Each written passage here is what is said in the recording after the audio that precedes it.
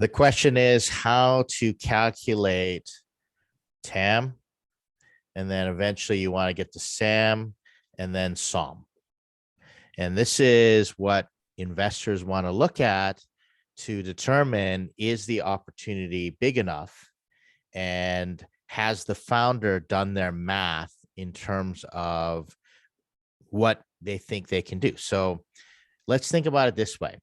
So you want to think, if you're going after venture capital based investors like VCs that want really big, massive exits, if you think unicorn, so a unicorn is a company with $1 billion evaluation pre-IPO. So that is the definition of a unicorn company. So then if you just do some simple math, what happens is, if you're using a 10x multiplier, then the company needs to be doing $100 million a year in, ARR, or just, revenue a year. Because then if you're using technology, if you just do a standard 10x multiplier, that makes you a unicorn. Okay, very simple. Now, unicorns are becoming more and more common for various different reasons: market dynamics, inflation, blah blah blah. And so you're seeing companies go into decacorn territory sooner than they go public. But if you're just using standard calculation, so now what the investor does, it says, okay, so in terms of the startup, so they're asking themselves, how big is the total market, right? And then how much of the market can they acquire, which is the serviceable attainable market, using your business model? And then how much is realistic? Okay, serviceable obtainable market. And they're going to do a calculation and say, can we get to 100 million? And then they're going to ask, is this the right team to do it? Do I think it's the right team? So they're looking at, so let's look at the thing. Okay, so they look at the big picture once again. So they're going to look at the big picture. Okay, are there enough? Is this a big enough market? All right. Then they're going to look at your business model and they say, all right, so can they acquire? And then what's realistic right now in terms of that market? So now your job is to convince them that this is big enough, because remember, not all investors are created equal. So you have some investors who need a B behind, multiple Bs, okay, behind the TAM, SAM, SOM. And then you also need the, you also have investors that don't care. They're like, oh, if it's a $10 million company, man, that's really great. So it really depends on who you're going after. So here's the next question. Okay, Sophia, when it comes to your business, when it comes to your startup goals, are you looking for, you know what, this is just a lifestyle, it's going to be a small business, like if we make 5 million a year, that's going to be great? Or are you looking for major disruption, exit, go public? Or are you looking for maybe, Facebook to buy you? Or, are you looking for a big, huge, like, they buy you for, let's say, $50 million, $100 million? What is your goal? Yeah, what you mentioned just now, being bought out by a bigger company, that would be ideal. We definitely don't want to remain as a lifestyle brand. Okay. Or a small business. Yeah, just because there's not really any other product in the market that does what we do as for now. Sure. No. Yeah, I agree. Definitely unique project management for influencers. I've seen everything from, sort of like agencies for influencers and channels and marketing for influencers. And there's project management tools. Okay, so this is what I really like. And I just want to point this out for you. And so here's how we're going to calculate. So let's talk about what I really like is that we've got so you're kind of like in this kind of funky thing here where you're saying, there's influencers out there, influencers. Okay. And then there's project management tools. Okay. And then you're talking about the question is you built something, you built your MVP. And so now you're in this zone here, right? So this is what you have to figure out. You have to go, okay, TAM is, so how you calculate TAM is how many of your, how many influencers are out there total that could be using your product. Okay, total. And so this is not, a lot of people make this mistake and they go, oh, cybersecurity is a $3 trillion industry, et cetera. That's not your TAM. Okay, that's total market. That's a market, but that's not total addressable market. So what you want to do is you want to pick. Now, this is where you got to massage the numbers a little bit. Okay. And you have to figure out, and there has to be logic behind it because investors can smell your BS a mile away. Trust me. Okay. Founders try to BS me all the time when I'm looking at, their investment opportunities. So TAM, so you want to go, okay, so how many, so total users total, okay, times the cost of your product equals what? That's a total thing. Now, what you want to do is you want to back it up in a SAM. Okay, so based on that, where do we want to focus? How many users do we want to focus? Okay, using our model. Okay. So then you go times your price equals your SAM. Okay. So let's take your total. So you said how many stats on influencers did you say? So it was anywhere from 3.5 Okay. to 35 million. Okay. So 3.5 to 35. That's a huge discrepancy. Okay, huge discrepancy. So how did they decide what was the 3.5 and what was the 35? Like, how did they describe it? Or is it just, on certain platforms, making a living, all that stuff? Like what? Yeah. So they used certain, I guess, like influencer databases. Okay. From different tools that already work with, like, connect brands with influencers. They use those and then they applied certain filters as to like overlap of influencers in these different platforms. And I guess the criteria was influencers that have over 1,000 followers. Okay. And that are active. Yeah. Okay. So let's think of it this way. One of the things that you could figure out is, okay, so let's say TAM, let's go for the biggest number possible. Okay. Let's go 35 million. And let's say it's 35 million people on social media trying to become an influencer, trying to make money on social media, whether they make money or not. Right.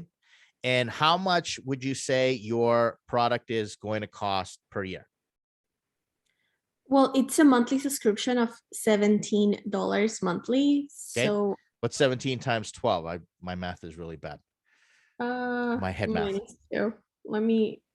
Okay. And I'm just demonstrating for everybody the logic and how we think through TAM, SAM, SOM. Okay. So we'll get to Joan. I'm going to put you on hold for a second. We're going to walk everybody through kind of the framework of the logic, and then we can get into some details. Okay. So 17 times 12 is what? 204. Okay. $204. Okay. So what's $204 times 35 million? Oh, wow. Yeah, I know. Now we're getting into startup mode. I think it's around like 717 million. Ugh. Okay. We're not in the billions yet. I'm not sure. My calculator is giving me random letters. So Okay. I think it's Okay. Hold on a probably sec. Let me just, I got one of those funky scientific calculator apps. Okay, so 35 million times $204 per year. Okay. Yeah. $7.14 billion. Okay. Awesome. Now, okay. So you might be like, whoa, that is huge. Yeah, it needs to be huge. $7.14 billion. Okay. Okay. How you feeling so far, Sophia? Pretty good? Yeah. Yeah. I'm Okay. feeling good. Okay. Now, out of those 35 million, we need some logic on who your business model could serve.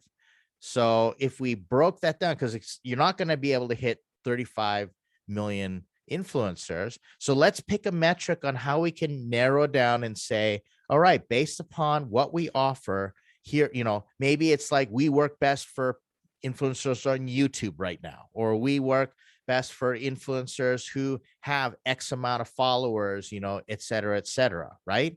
So, so let's do something, really unique here. Let's say that 3.5, you said 3.5 million influencers have a certain amount of followers. That's what I heard. Yeah. So I guess the filter they applied is that they only considered influencers who have over 1,000 followers. Okay. So you can say, you know what, our platform works best if you already have at least 1,000 followers, something like that, right? There's some logic that has to occur, but let's just for shits and giggles, mind my French, say it's 3.5 million, right?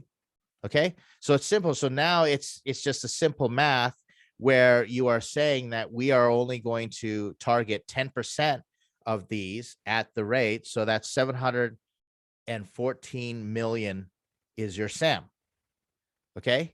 So then what you say is realistically, using our go-to-market strategy, this and that, we believe that we can, out of these 714 million, we believe that if we execute, we could do, let's say you want to get, so 14% of that is 7 million or 100 million, sorry, 100 million. So if you say we believe that we can reach, 20% of these people, right?